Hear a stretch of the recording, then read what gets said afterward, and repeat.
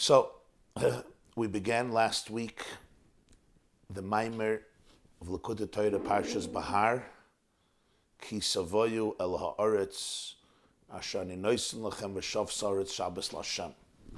So the Maimer not just about Parshas Bahar, but it's really a Maimer that is very appropriate to learn in the days and weeks before Shavuos, Zman Matan Torah Seinu, as it explores some of the major themes about what Torah is, what learning Torah is, how to relate to Torah, how to appreciate Torah, as we already began discussing in the previous classes.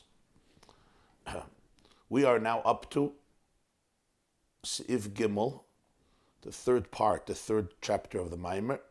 In your source sheets, it's on page 80, the first column. Daf Mem, column 3. Mem, column 3, or 80, the first column. You'll see in the middle of the page, the paragraph ends, and there's a new paragraph, Gimel. The word starts, Ukedei. That's where we're holding, that's where we're going to continue. Be'ezer Hashem now. The Alter Rebbe explained at length, after discussing the Pischili Achoisi peace. Pischili Achoisi Rayasi Yoinasi Samasi. If you didn't hear the previous classes, it would be very worthwhile to review them. You could do it on double speed. Even if you did hear it, it's worthwhile to review them. This is a very, very extraordinarily powerful and potent Maimer of the Balatanya. It was said in the year Tovkuf Samach, 1800, apparently Parshas Bahar. And the first point, the first section, first chapter was Pischili Achoisi, to be able to experience our relationship as sisters, as brothers, as siblings, who are innately and eternally connected, and nothing can separate between us. The only question is how revealed the relationship is. But the relationship is always extremely powerful and always present. So you need Pischili, we have to open up the channels and sometimes break through all the blockages, whatever those blockages look like. And for more sensitive people, he says, even the most subtle blockages can be extremely hurtful and painful because they're very sensitive to even the smallest and most minute levels of concealment. Somebody else may not be so sensitive to such minute levels of concealment. They're fine. If it's a denser cover-up, they can't handle it. But a thinner lavush, as he says, a lavush dak, it's a beautiful expression, a lavush dak, a thin cover-up, a minute concealment, they can handle. But somebody who's a gadol, spiritually more sensitive, more acute, more keen, more aware, then they can't tolerate even the smallest levushim that cover up the oneness, that cover up the natural state of the soul, which is a chelik elika mimal. And as we explained at length, how that works out in people's lives, where they have to know, you have to know your sensitivities, you have to know your spiritual longings, and not substitute them with distractions that simply will take you away from who you really are and what you really need, and on the contrary, will make you more anxious and more stressed. So that's the Pischili. You have to open up all the concealments, all the cover-ups, in order to experience Achoisi. From there, the Alter Rebbe went to Rayasi. Rayasi, in the translation here, is my shepherd. The Rebbeinu Shalom Hashem calls the Jewish people my shepherd. You shepherd me. You sustain me. And we know with sustenance, what happens is it actually becomes part of you. Your food becomes you. It's not a cliche. And here we went into this whole discussion about how that happens. What does it mean? Lo yidach mimenu nidach. No Jew will be cast away from him. What does it mean from him? From Hashem? From being mimenu. So he teaches lo yidach mimenu. No Jew will be cast away from him, meaning no Jew will be cast away from being one with him. Completely from him, mimenu, from being completely unified to the point that there's no disconnection any longer. In the expression of the Zohar, le'ishtava begufa de malka, to be absorbed in the very guf, in the very body, in the very essence of the king. And that's how you become food. Hashem says, you sustain me, you're my shepherd, like food which goes into me completely. How can a neshama reach that space? The Alter Rebbe says through Torah. Through Torah, the neshama can reach this state of leishtava begufa de malka, because of the uniqueness of Torah. You'll say, just like the neshama is a chelik elikamima, but it assumes an identity of a yesh, of a nivra, of a created being. Neshama shenasata be tahirihi, but ata barasa. The same as with Torah. The same challenge the neshama has, the Torah also has. The Torah also assumes a very physical identity. In a way, a more physical identity than the soul. The soul doesn't assume a physical identity. It gets enclosed in the body. The Torah assumes a very physical identity. As he says, most of the Torah deals with physical matters. Even litigations and money issues, and even the other mitzvahs, sukkah, tefillin, it's all very technical and physical. That's true. So for this, the Alter Rebbe goes into the whole explanation. That the pasuk says, L'chu lachmu b'lachmi. L'chu lachmu b'lachmi from Mishlei. Eat your bread with my bread. I want you to break bread with my bread. Comparing the Torah that we learn to bread. And he says the only way that bread, physical bread, can sustain you is if it becomes absorbed in a person's limbs. Not if it remains separate. If I can't digest it, the bread won't do anything for me. The Torah too can only become food for the soul if it's completely absorbed in the person. It becomes part of you. When the Torah becomes now part of me, completely, so now I and the Torah become one, like bread, which becomes part of your bloodstream, and therefore part of your flesh, part of your very physical structure. There's no distinction anymore between the food that you eat and you. In the beginning, there's a distinction. You take the food in, but already the moment it hits the tongue, the saliva in the tongue already, we know, begins the digestive process. The digestive process doesn't begin once it goes down the food pipe in the intestines. The digestive process begins the moment you put your food into your mouth. When it touches your tongue, the moisture, the saliva on the tongue already begins the process of helping the food, allowing itself to ultimately be dissected, breaking it apart to the point that it can be digested and converted into our bloodstream. The same is true with Torah. Torah is called lechem, not only because it sustains us, because it sustains us like bread, only when it could really become me. It becomes one with me. And then the soul can become one with God. The soul becomes one with Torah. Then it could be l'chu lachmu b'lachmi. First it's your bread. It's your bread. It becomes yours. Torah becomes yours, one with you. And then Hashem says, then it becomes my bread. You become one with me because his bread is also one with him, just like our bread is one with us. His bread is one with him. In order to understand this whole explanation, the Baal HaTanya began to explain the 4 stages, generally, that we have in Siddur de Pas, in the malachas of Shabbos making bread. We went through all the malachas in the last class. You could listen to it. But the point is, in order to get to that point that the bread can be absorbed in my system and converted into my bloodstream, I can't just harvest grain. That's the beginning. I plow and I plant and I harvest and I make sheaves and I extract and I winnow. That's all good, but that's not going to do the trick yet. It's the first step. But to get to that place where it becomes bread, what do we mean by bread? It becomes edible, digested in my system. In other words, there's no division between me and the bread anymore. For that, there's 4 stages. There's, of course, planting, everything that comes with planting.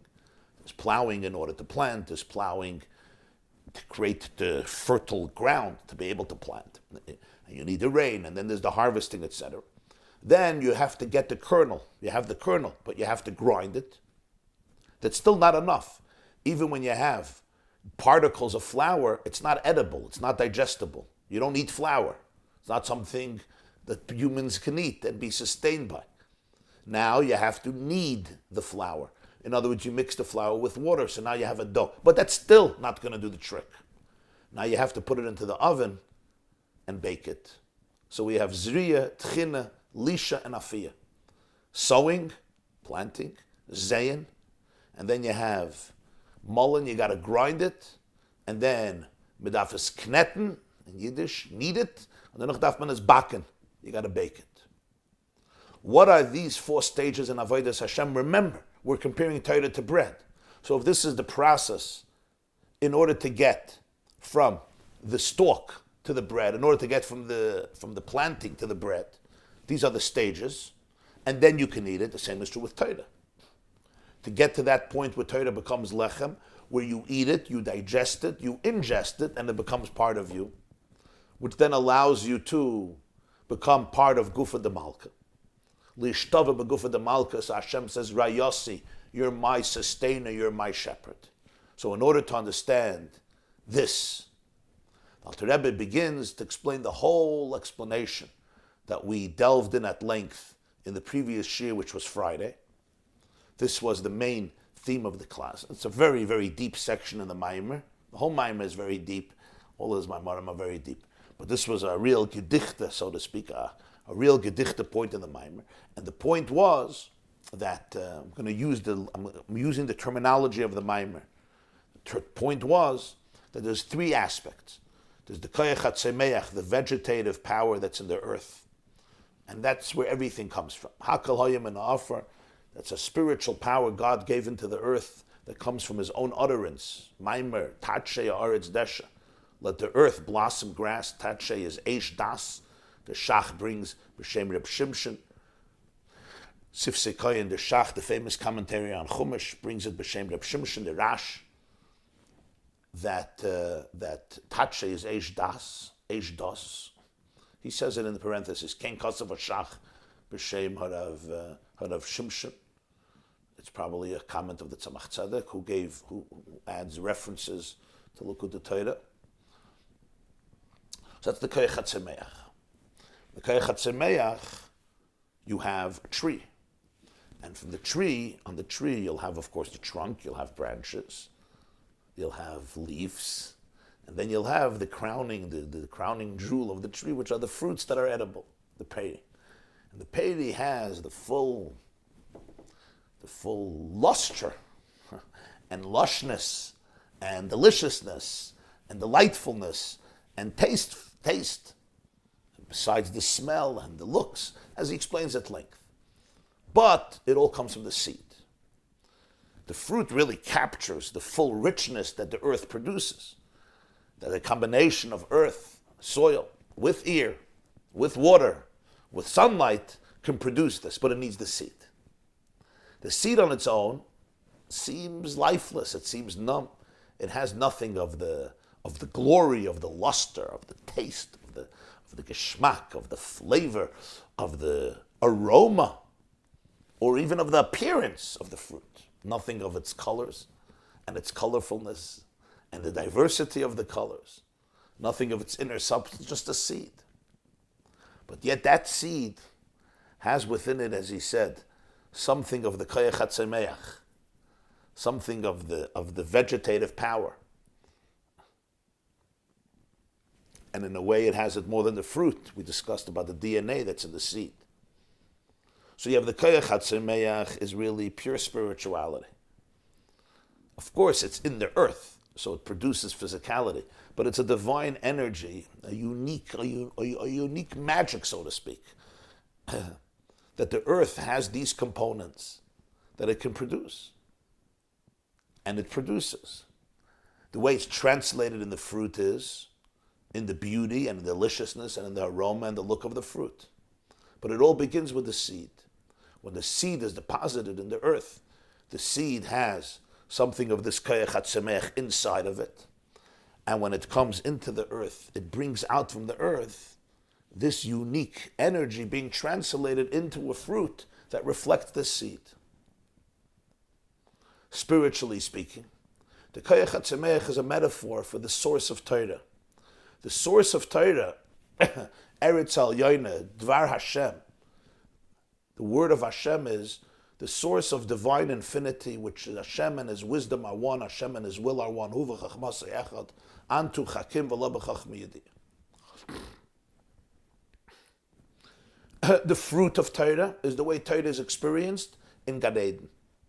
That itself, there's thousands, millions, trillions, infinite levels. How many levels of Gan Eden? Generally, we speak about Gan Eden, not Gan Eden Atacha, but that's how the Torah is experienced in Gan Eden, where they experience the full pleasure of the tainug, the delight and the ecstasy of divinity, of godliness. Like the Gemara says, Tzaddikim in Olam Haba, Brachas Yud Zayin, Tzaddikim yoshvim v'nenim miziv hashchina. That's Gan Eden. They enjoy the radiance, they bask and they bathe in the radiance and the luminescence of the divine Shechina. That's the peri, that's the fruit. The fruit that comes from where? The Koyach HaTzemech. The Koyach HaTzemech transcends the fruit. It's essentially a spiritual, intangible energy, but in the earth it translates into a fruit. And the fruit is amazingly geschmack. But the fruit relative to the Koyach HaTzemech in the earth is called Yesh Me'ayin, because it's only a contracted and condensed formulation of the vegetative power. The vegetative power in its essence is called ayin, no thingness. The way it's channeled and condensed and manifested and embodied in the fruit, it's called yesh me ayin. It captures something of the source, but nothing of the complete source. And that's like Gan Eden. Torah itself is rooted in Hashem's inner wisdom, which is one with Him, which is absolutely infinite, which transcends our finite vessels and tools. But the way it comes into Gan Eden, over there there's a tainug eliki. There's a pleasure from experiencing the divinity of the wisdom of Torah and mitzvahs. But the only way the fruit can come from the tree is, the only way the fruit can come from the earth is through the seed. You need the seed. You don't plant the seed, you're not getting any fruits. What's the seed? Seed is the way the Torah condenses itself and comes down into our world. And it assumes a very physical incarnation, where the point that you could look at the Torah, you could learn it, you can even enjoy it intellectually, and you do not see and feel and smell and taste and sense and experience that this is pure divine infinity that's flowing through every single halacha. Every single question, every single answer, every single proof, every nuance and detail is essentially a manifestation of divine infinity. I could learn Torah my whole life. At best, I could be learning brilliant stuff, great logic. Sometimes I find it to be irrelevant and boring. Sometimes it's very, very technical and dealing with nitty-gritty stuff I don't even understand or appreciate it. It's like that seed. You look at the seed and you say, what's here? Really, the seed has within it the Koyach HaTzemech. It has within it what we call today the DNA, the genetic code, to be able to produce new fruit. And when the seed is put into the earth, it produces the fruit. What does it mean to take the seed and put it into the fruit? So the Alter Rebbe explained, Hazoyrim b'dimah b'dini yiktzeru. Schar mitzvah, mitzvah. You plant in tears, you harvest in joy. Schar mitzvah, mitzvah, a Jew learns down to Torah. He's not just learning physical ideas that are brilliant, that are amazing, that are interesting. He or she is taking the seed. What's the seed? The seed has the atzmius of Koyach HaTzemech. The seed has in it Dvar Hashem Zu Halacha. The seed has in it the soul of the fruit. Everything that's going to come out in the fruit is all there in the seed, microscopically, in potentiality, but it's all there embedded even if you can't perceive it. And that seed is now planted into the earth. As he puts it, it becomes bottle agabe koyach hatzemeach b'chines chachma. The earth, the Dvar Hashem Zu Halacha, which is like the mother earth, the source of it all. And it grows schar mitzvah mitzvah. The schar of the mitzvah is the mitzvah. That's Gan Eden. Gan Eden is not a world that's separate from our world. Gan Eden is a revelation of the world, life you're living in this world. That's why some people could live in Gan Eden in this world and live in Gehenna in this world. Says the Gemara says about Basri and Zion, the others had Gan Eden in this world. Elam chatiri b'chayecha. Hitim and HaKadosh Baruch Hu me'er elam haba. Gan Eden and Gehenna are not two realities that await us in the world to come after 120 years. As Rabbeinu Menachem Azariah found, one of the great Kabbalists, in his Sefer Masar Mamaris writes, every person walks around either in the Avir of Gan Eden or the Avir of Gehenna, in the ambience of Gan Eden or Gehenna. It says when Yaakov walked into Yitzchak, what did he smell? He smelled Gan Eden. Esav came and he saw Gehenna open in front under him. What does that mean? It means Gan Eden and Gehenna is just where the doors of perception are cleansed and you see which world you live in. Schar mitzvah mitzvah. This is very, very important stuff. The reward of the mitzvah is the mitzvah. Gan Eden is not something separate from the mitzvah. It's just seeing what the mitzvah is. It's bringing out what's there in the seed. That's Gan Eden. Your teufels. People think Gan Eden is a separate world. No, it's bringing out the seed. That's it. It's the seed coming to its full blossom. It's unraveling and exposing what is embedded in the seed. That schar mitzvah is mitzvah. The Alter Rebbe teaches the reward of the mitzvah is the mitzvah. It's not a separate reward. You worked hard, I'm going to give you a paycheck. The paycheck has nothing to do with your work. Here, the schar doesn't necessarily have to do with your work. Here, the schar mitzvah, the schar is your work. It's not something else. It's what you generated. It's what you created. It is the mitzvah. It's the seed. It's just this, in the seed it's concealed.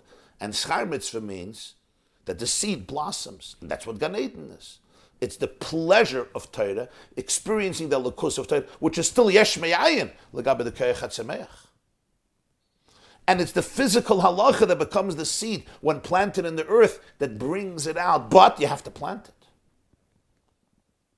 You have to plant it in the earth. And he says planting is not enough. You have to cover it with the earth. It has to become decomposed in the earth. It has to become completely one with the earth.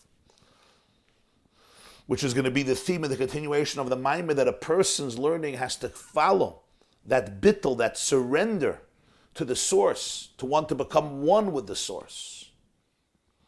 So now the Torah that I'm learning in this world becomes one with the source. Biyodcha afkid ruchi. This is what the person does. Biyodcha afkid ruchi, I want to become completely one.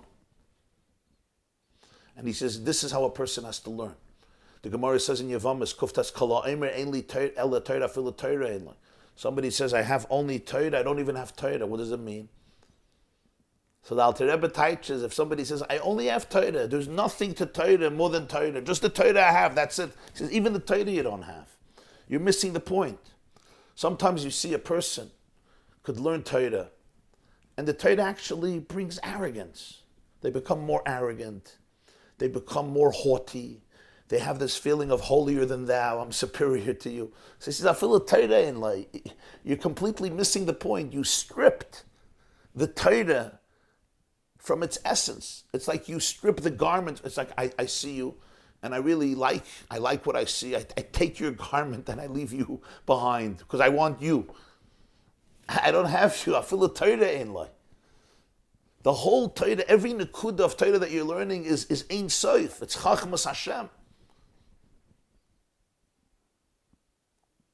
If all I'm getting is I'm feeling arrogant and better and superior to better than other people, superior to other people, and it turns me into somebody who's can even be sometimes rude and obnoxious and dismissive and disrespectful, you're missing the point. I feel a Torah in life. Furthermore, the Alter Rebbe says, even if I'm learning Torah and it's just the intellect, it's nice svaras. I love the svaras, and I'm getting caught up in the logic and the gedder and the din. Good, but I feel a Torah in life. You don't have the mahus of Torah. The mahus of Torah is a lakus. The mahus of Torah is Ein Sof. The mahus of Torah is Chachmasir Shel HaKadosh Baruch Hu, that's flowing through and vibrating through every svara and every nekuda. What does he say? Yasim libay lepnimiyis alakus hamalubish ba memekoyre v'shar shalamayla b'chinas chachmeila. That's what you want to be mesim leif. Lo yasim kol magmasi latoyre k'meishi b'levushim agashman b'levat. Don't put your whole focus only on the garment, the physical garment of Torah. Now, of course, he says lo yasim kol magmasi. You have to focus on the physical garment of Torah, because if you're learning halacha, you're learning about the physical expression of Torah, no question. But don't think that your grasp of the external facade, that's the whole thing. Essentially, you're dealing with pure divinity. And the truth is, this is not our topic today, I'm just mentioning this. The deeper you go into the svara gashmis, If you go into the physical svara, what I mean physical svara, the svara, the way it's dealing with the very physical issue that you're dealing with, the deeper you'll go into it, the more you will discover infinity. As we spoke at different times, different shiurim, especially this was the derech halimud of the Rogatchover Gaon and the Rebbe as well, that every svara you go deeper and deeper. It's a lavush for a deeper level, and if you go deeper and deeper, you will ultimately touch places that are that exist on the border between the physical world and the spiritual world, and then you'll touch Ein Sof. So you're talking about, the Rebbe says, when you're learning, you're talking about Diburei Shel Makom, the words of Hashem. And then what happens is, the seed became aligned with the earth. If I take the seed out of the earth and I put it on the windowsill, and I look at it, that's like learning Torah, stripping the physical Torah from the spiritual Torah. Stripping the externals of Torah, the way Torah is manifested and embodied in the physical, technical halachas, and I'm stripping it from its pure essence. It's a windowsill, beautiful seed. What does it do there? It sits on the windowsill. It has tremendous potential, it's all there, but you can't see any of it. And that's why all learning Torah is good.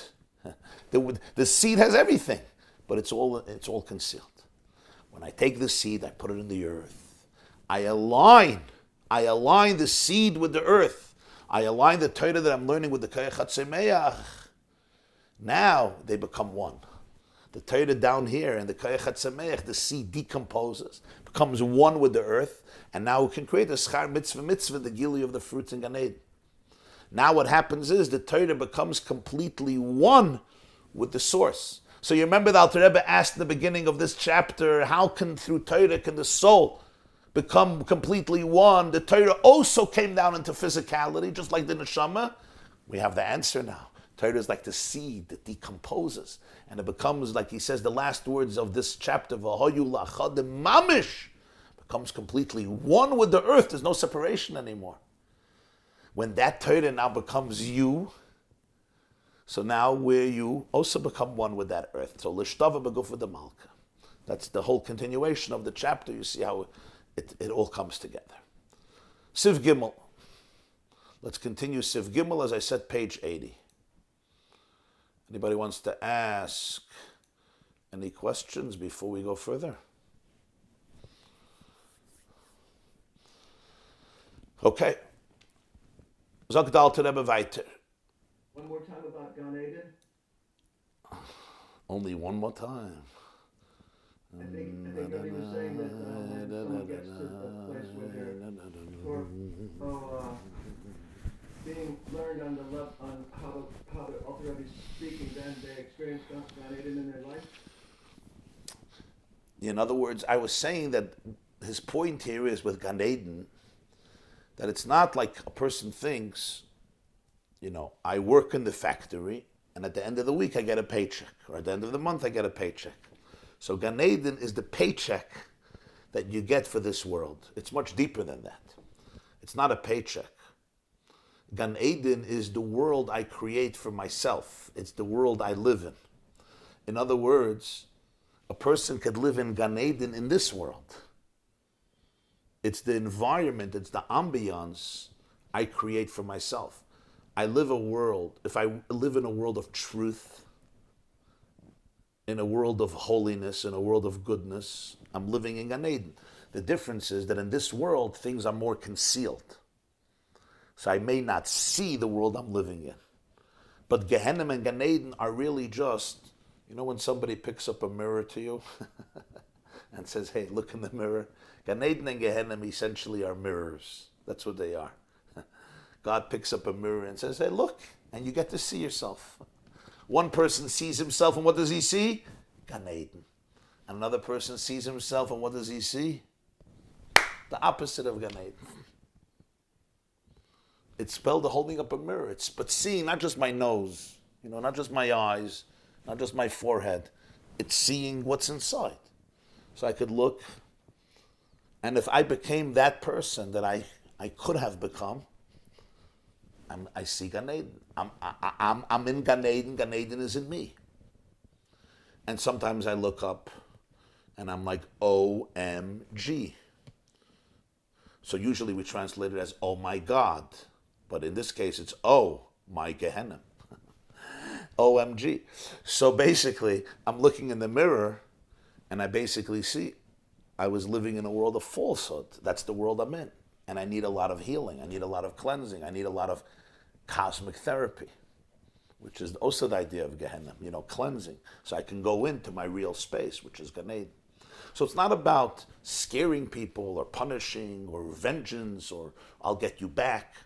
It's really about understanding what life you're living, what life I'm living, who I am, what type of relationships I create, how I engage with myself and others, how honest am I, how authentic am I, what good do I bring in every day to me and to the people around me and to God's world. And that's the idea, according to the Alter Rebbe, of schar mitzvah, mitzvah, and schar aveira, aveira. The Mishnah says in Pirkei Avos, the reward of the mitzvah is the mitzvah, the reward of the sin is the sin. What does it really mean?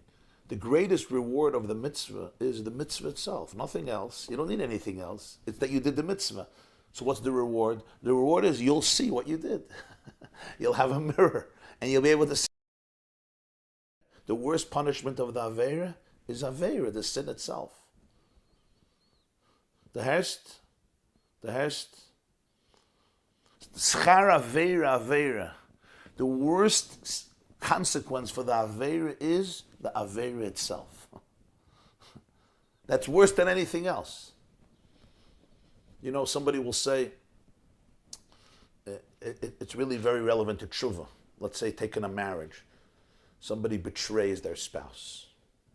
So there's a lot of penalties. There could be a lot of consequences and penalties and not good things that may come out of it. But how do you know there's tshuva?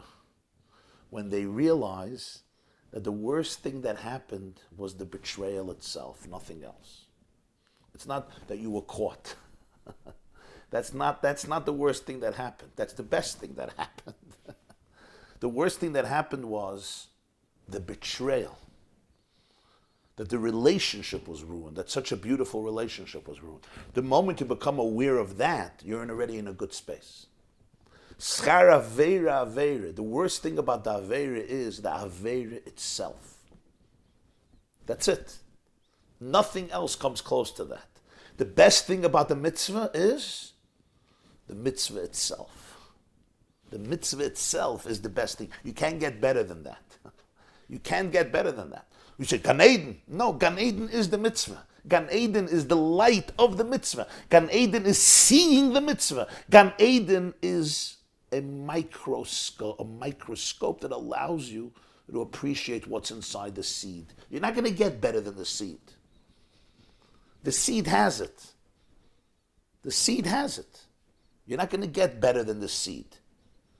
But you need the microscopic eyes and tools to be able to see what is in the seed. That's the fruit that comes out from the seed. We don't have the sensitivity and the appreciation to look at the seed and see everything that is there. So that's schar mitzvah, to be able to see what this seed accomplished, what this seed contained, what's in this shtickle Torah, what's in this mitzvah.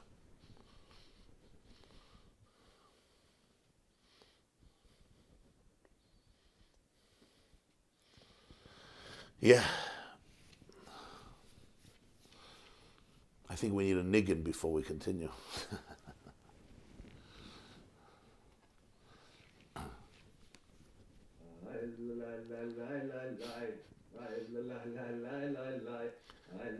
And I'm going to get my coffee. Everybody has a recess break for a minute. Sing a niggin.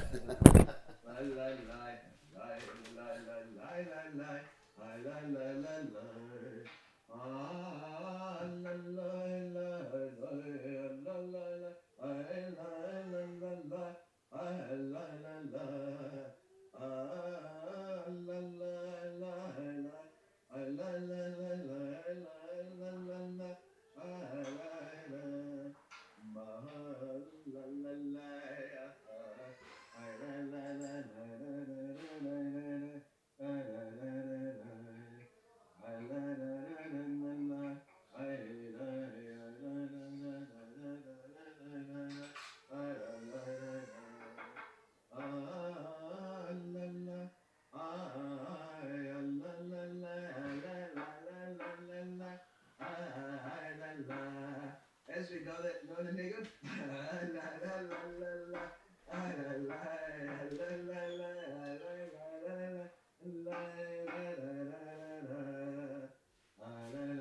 What an introduction! Wow.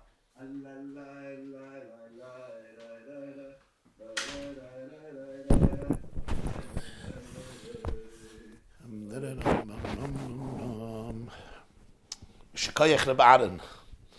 Siv Gimel. Ukadei shetisachid gam kedim nafshay halakis. In order for it to become unified also with the person's soul, with the person's godly soul. We're talking about how you take the seed, you plant it in the earth, which means when I'm learning Torah, the Torah that we have here, the physical Torah that we're learning about. What do I mean physical? Torah, the way it assumes a physical lavush, a physical incarnation. Because most of Torah that we're learning, we're talking about Torah of Nigla, the revealed Torah, which is Tanakh and Mishnayos and Gemara, and whether it's Rashi, Tosfos, Rishonim, Acharonim, Mefarshim, Poskim, Halacha, Shulchan Aruch, the commentaries, all the way down to this very generation, which is in itself infinite in its depth and in the layers and in the ideas and in the broadness and in the intricacies and in the details and in the full scope of it. So the Alter Rebbe was telling us, yes, and that's the seed. The seed has in it the DNA of the entire tree. The seed has the DNA of the entire fruit. And now plant the seed into the earth, and the seed decomposes and becomes one with the earth, and then the fruits grow. And as explained at length, what that means in terms, thank you, of how somebody has to learn Torah. Baruch atah Adonai Eloheinu melech haolam shehakol niya b'dvareh. Thank you. Now, what about the person himself? In order for this to become one with the nafshay elikis, with the godly soul of the person, not just the seed of Torah becomes one with the source of Torah. So that's the Torah, that the nigla and the source, the nister, become one. In order for this to become one also with the person, hine hatfila kruya nefesh. Tefillah is called soul. Kediksiv, the pasuk says by Chana, in the beginning of Shmuel, Samuel 1, chapter 1, we read it on Rosh Hashanah in the Haftarah of the day 1, that Chana was davening for a child.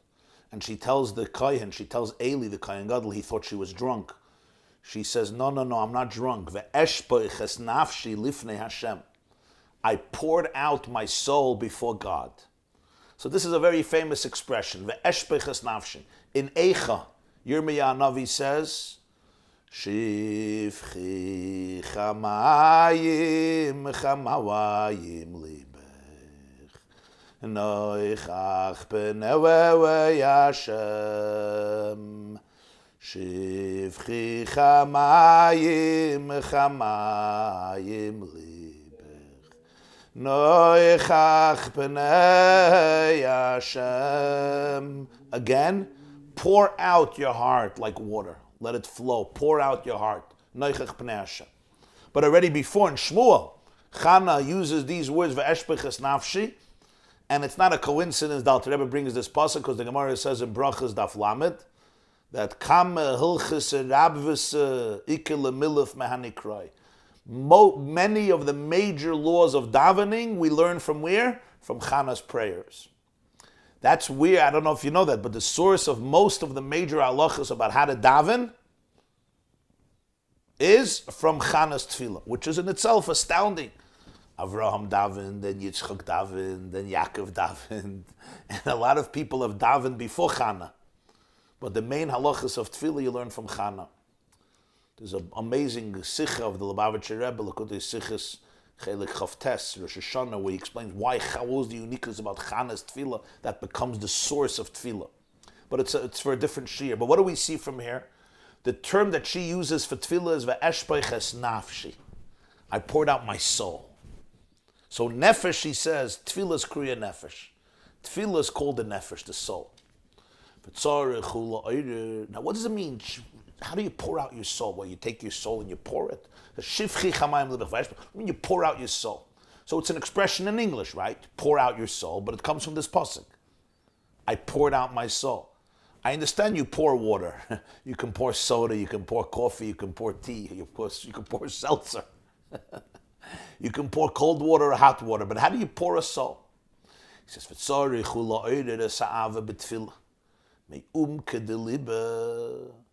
a person needs to arouse his soul during davening from the depth of his heart. Davening is not a random act. Person takes a siddur.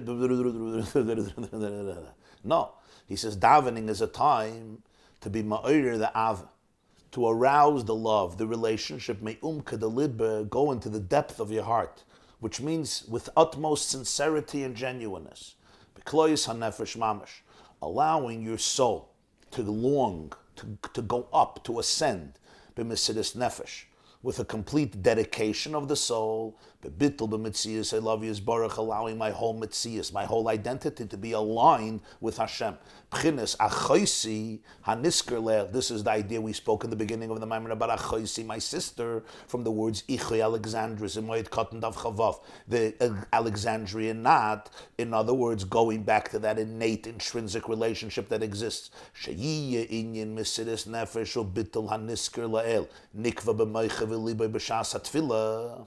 That this level of dedication and alignment, which we discussed about Achoisi, should become fixed and entrenched in one's mind and in one's heart, b'shas hatfilah during davening, shehi b'chinas chachmei la, which is basically the state of chachmei la, the divine wisdom, meaning that a person allows his or her wisdom to become one with the divine wisdom. In simple English, what this means is,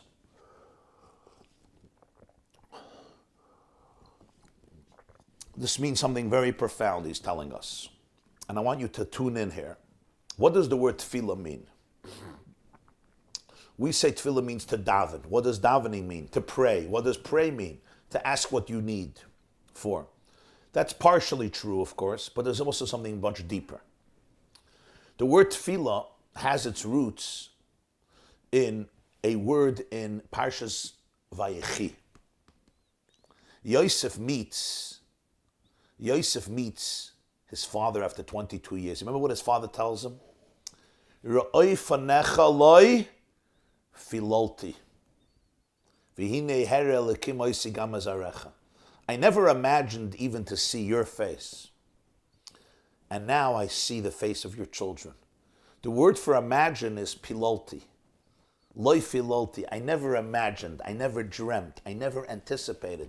It wasn't part of the trajectory of what my life is going to look like. I was not supposed to see you. In my mind, I gave up. 22 years, my son is gone. I was made to believe that you were devoured by a wild animal. I did not imagine that I will ever see your face. What then is tefillah? Pilolti. The ability to imagine, anticipate, dream. Dream of what? Here we have to remember how Hebrew grammar works. If I want to say, we're going to need Israel's help here. We need the Israelis here. If I want to say, I want to go dress my child, so I'll say in English, in Hebrew, I need halech lahalbish et hayeled sheli, right? Lahalbish et hayeled sheli. What if I want to say, I want to get dressed myself? What do I say? Ani halech lehitlabesh. Lehitlabesh. Lahalbish is to put on clothes on you. Lehitlabesh is for me. I want to go bathe. Ani olech lehitrachetz. Lehitrachetz. Right? So now I say lehitpalel. Lehitpalel. What's lehitpalel? To imagine for myself. Pilolti, imagination, anticipation, dreaming. Lehitpalel is, I should imagine. What should I imagine? What should I imagine? I should imagine my life and my possibilities in life from God's perspective. The idea of lehispalel is, can I revisit my life's story, my life's agenda, my life's expectations? Can I revisit who I am as a person, lehitpalel, and imagine it and anticipate it and see it from a completely different paradigm, to see myself the way God sees me? which is, by the way, the cantor who leads the tefillah. What is he called? Chazan. Where does the word chazan come from?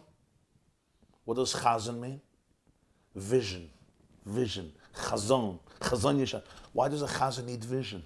Because that's exactly what a chazan is. Chazan is vision. What type of vision? He is the shliach tzibur who grants us all the vision to be able to see ourselves in a new way. Yaakov Avinu tells his son, I did not imagine I can ever see you. Loi pilalti lispalel is. Can you imagine yourself in a new way?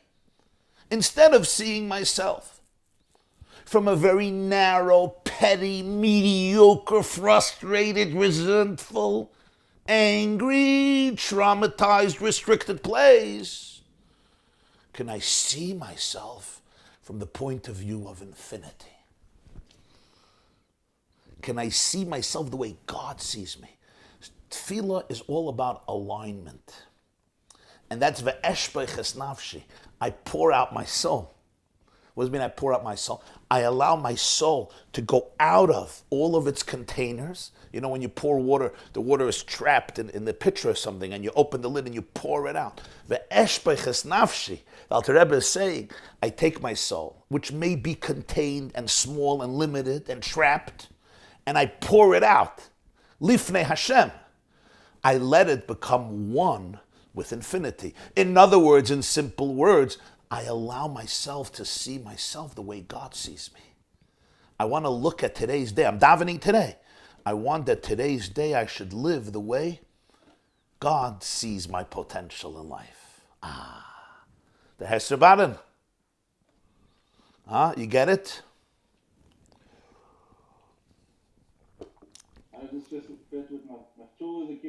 Oh, Naftuli Elakim Niftalti. Du hast doch a Naftali in deiner Mishpacha. And we're talking about brothers and sisters that are one. So brothers' names are connected to us as well. So Tefillah has also another connection, another interpretation, which fits exactly with this. It says by Leah, when Naphtali was born, she named him Naphtali. Why? You remember? Naftule Elohim Niftalti Emachaisi. So Rashi brings the interpretation there. Naftule means interconnectedness. Niftalti, I became mechuber. In Yiddish they say geknippt und gebinden. I became interconnected and interlaced from every side with my sister. Naftule Elohim Niftalti Emachaisi. So therefore, as a result of this, tefillah is also connection, alignment. You also have an expression in Mishnayos, hatoifel klei cheres. It's a question if it's with a tes or a tuf. Hatoifel klei cheres is if you put together, you connect earthenware that gets broken, and then you bring the shards, you bring them together, and you mold them back together into one piece. Teufel, tefillah, is then taking broken shards and bringing them all together. Because a person on his or her own could be broken. Broken means not necessarily I'm broken, I can also be broken, but I'm broken in the sense that I'm separated. Who am I separated from? Me. I'm separated from my essence, and therefore I'm separated from you. Because here's the rule in life. Whenever you're separated from yourself, you also separate from you automatically have to separate yourself from other people. Because if I'm not at peace with me, I can't be at peace with anybody else. If I can't get along with myself, you think I'm going to get along with you? I'll smile. I'll have a drink with you. I'll make believe. But I can't really have it. People who are miserable inside themselves can't connect to other people, right? Mendel Emes. So it's always you begin with by connecting with yourself to really connect with somebody else. So Naftule Elikim Niftalti Atoifel Kleicheres is I'm often separated from myself. I'm separated from my core. I'm separated from Hashem. I don't feel the oneness. So Tefillah is going back to that oneness, and it begins with imagining myself from God's perspective. And that's the chazan. That's why a chazan is a big thing. Shliach tzibur. Because a chazan needs vision. A chazan needs chazon. He has to help the crowd get the vision. That's what a shliach tzibur is. I'm laughing because, Gates of Amid, go to the Amid. The Chazal took a shliach tzibur seriously. Okay, we can't always, before Shachar start making elections, and find from the whole Los Angeles or from the whole Monsey or from the whole Borough Park a chazan. Somebody goes to the Amid. But the point is that there's a serious name for it, chazoin, vision. So tefillah is the time of eshpeches nafshi, when I become one with my source. So the Alter Rebbe now says something amazing. V'lachein kisheloimed acher kach. If after davening you learn al derech hanal, in the way that we spoke earlier, al derech hanisker leil, in the way that we spoke earlier, sheyehei limudei batel legabi chachmei lam lebeshes b'teirasai, that the learning should be batel, the learning should be completely aligned with the divine wisdom that is manifested, that is enclosed in Torah, even if it's concealed.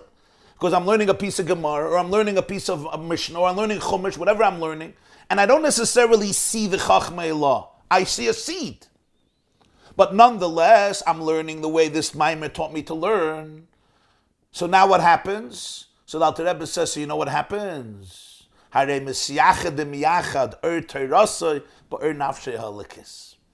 here you have the complete unity. The light of the Torah becomes one with the light of the godly soul. In other words, this process that we spoke about in Torah, that the seed goes into the earth, it must be preceded by the same process in the person himself, and that's davening. In learning, I connect the Torah with its source. In davening, I connect me with my source. So he says, that's why it says in Shulchan Aruch, in Orach Chaim, I think it's Kuf Nun Vav, that the opportune time for learning is after davening. The Gemara says in Brachas, Mebeis HaKnesses, Lebeis HaMedrash. Avada, there's those who learn before davening, to prepare for davening, to be able to daven like this. You also have to be able to prepare for davening. But he says the real opportune time for learning is after davening. Then the Brachas is talking, the Gemara is talking about there's somebody who works. So they go from Beis HaKnesses to Beis HaMedrash, and then Hanek ben Minig Derech Eretz, then they go into the world to do what they got to do. Why is that the time? Because he says then the limud follows the person aligning themselves with their source. So now when they learn Torah, they could see in the seed the fruit, the source, the essence. So the Torah becomes aligned with its source. So what happens now is the person who is absorbing the Torah, as we said before, the Torah becomes absorbed. And the Torah is one with its source, and the person became one with his source. So the Alter Rebbe says what happens is there's the yichud now of Ur Teirasai ba'Ur Nafshei Halikis. The light of the Torah, the divine light of Torah is unified with the divine light of the godly soul, which has become one with its own source through davening.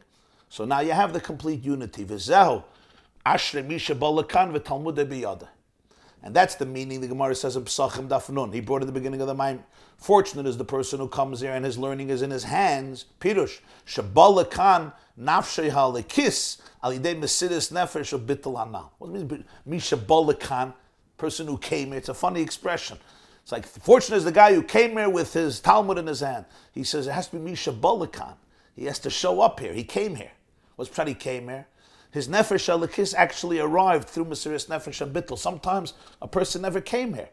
He's stuck in his own little paradigms. Ashrei Misha Balakan, that itself is a big thing. He came. He showed up. He allowed himself to show up at the doorstep of infinity.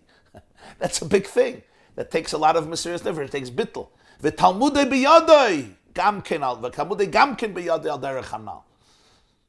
And the Talmud in his hand also showed up. He could come with the Talmud, but it didn't show up in Ein Sof because he separated the levush of Torah from the essence of Torah, just like he separated himself. Ashrei Misha Balakan, he came. He went out of the facades, of the shells, of the traps. V'Talmudei Biyadei, and the Talmud also came with him. He elevated both himself and the seed to its ultimate source. So now you have the unity that we spoke about before. That the bread is absorbed in me, and it becomes one with me. The Torah is absorbed in me, and it becomes one with me. So now I and the Torah become one. He spoke in the beginning about bread, that the bread has to become part of me, and then it becomes lachmi. So here the Alter Rebbe explained the whole process, that the Torah itself, even though it's physical, the seed planted in the earth becomes one with infinity. The person who learns Torah after the davening, who learns himself how to unify himself with the source. Now when this person learns Torah, and the Torah is pure divinity because he connects the seed to the earth, and I'm absorbing the Torah, so what happens now is the person becomes completely one with the source of Ein Sof. That's the achdus that happens through tefillah followed by Torah. And this completes the first step of agriculture, which is the planting. The seed was placed in the earth. The Alter Rebbe still has to discuss the grinding, the kneading, and then the baking. And when you have the baking, then you can really eat the bread, as we will see. In other words, he still has to finish this whole process because the bread is not edible yet. You planted, great, you put the seed into the earth. But now we still need to grind, we still need to knead, and we still need to bake. So that Be'ezer Hashem, we will continue in the next class. Just to announce the schedule, today at 1:00 p.m. there is a short 10-minute class in Tomer Dvorah by the Reb Moshe Cordovero. We're discussing today the second midah, about tolerance. Tomorrow morning, 9:45, we have our weekly Parsha class. This week it's going to be on Shavuos. It's for women, but for men as well. That's 9:45 right here on the yeshiva.net, Tuesday morning. Thursday morning, we're going to resume this shir. Tonight, 8:30 p.m., we have a special Shavuos lecture together with Chazak and Torah Anytime. It's going to be right here on the yeshiva.net. That's 8:30 tonight p.m. New York time. Everybody is invited. You could share it with your friends. Monday, 8:30, and then we have tomorrow morning, and then we have today at 1. Thursday morning, I already said, we're going to have our 7:30 class. Those who are in our neck of the woods on Shavuos, we're going to have our regular Shavuos schedule, which means 12:30 midnight, first night of Shavuos. There'll be a shir that I'll give Be'ezer Hashem in the tent on Forshey Road, and the second day of Shavuos as well, in the afternoon, an hour and a half before Mincha. Wishing you all an amazing, beautiful, uplifting day, and a day of imagination. A day in which you can imagine yourself the way God imagines you. Love you all. A lot of hatzlacha.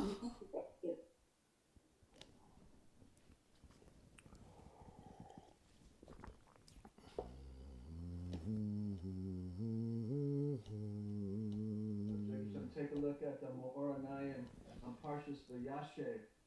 It speaks about mitzvah, star mitzvah, basically. You'll really enjoy it. Me'or Anayim Vayeshev? Yeah. I learned it years ago. I didn't learn that much of Me'or Anayim, but I happened to learn that piece with a very good friend of mine who was more of a Lithuanian type person. And it was a nice tour, and then I learned it with the oldest son of the Stinker Rebbe. He taught it to me, and it was, whoa, he brought it out differently. Me'or Anayim Vayeshev. Okay, we'll take a look. Yeah. I'm going to take a look to make sure I'm telling you the right one. The Me'or Anayim is an amazing, amazing sefer. The Holy Reb Nachum of Chernobyl.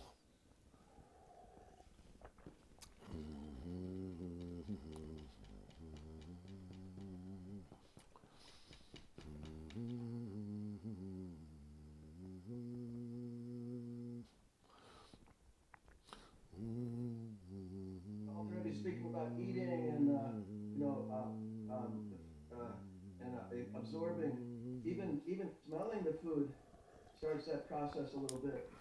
That's true. Even smelling, even when we smell the food, it already begins the process of absorbing. True. Yeah, it's unbelievable how Hashem created the body, both of the human being and of the animal, and its digestive system. Thus, that itself is a lifetime of marvel. Really, a lifetime of marvel. You know?